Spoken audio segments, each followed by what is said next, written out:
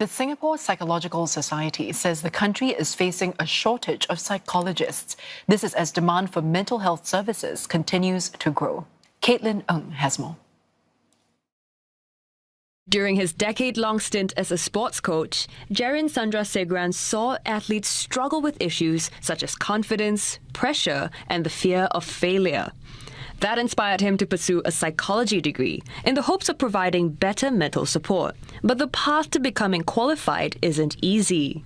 It's a long path to truly becoming a private psychologist or professional psychologist in whatever field we design. And it's quite daunting because we know that we can't, we need postgraduate studies to be accepted or to really do the job. And we need experience as well.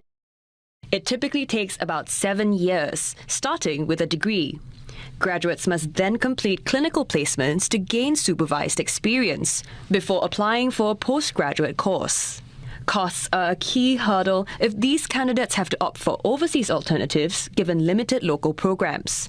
The Vice President of the Singapore Psychological Society also cites placements issues.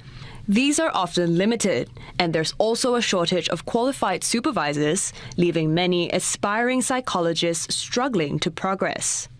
Even if our students were able to go to placement sites, we also need them to see clients who are willing to see them so that they can clock their hours, right? So a lot of times we have members of the public saying, hey, actually I don't really want to see an intern, or I don't really want to see a clinical psychologist in training.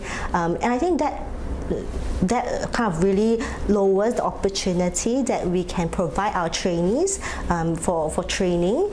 The Society is now looking at ways to partner institutes of higher learning to offer more placement sites, while also helping students become more industry-ready. The National University of Singapore recently launched an accelerated pathway to complete training in 5 years instead of the usual 7.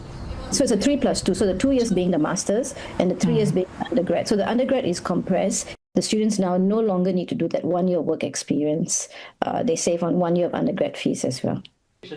Dr. Lochner adds that moves have been made to make courses more hands-on, rather than just looking at theory and content. In another move to uplift the sector, psychologists in certain disciplines will have to register to practice in Singapore. This will enhance standards, ensure patient safety, and improve access to mental health services. Dr. Lochner says this could also attract more people to the profession.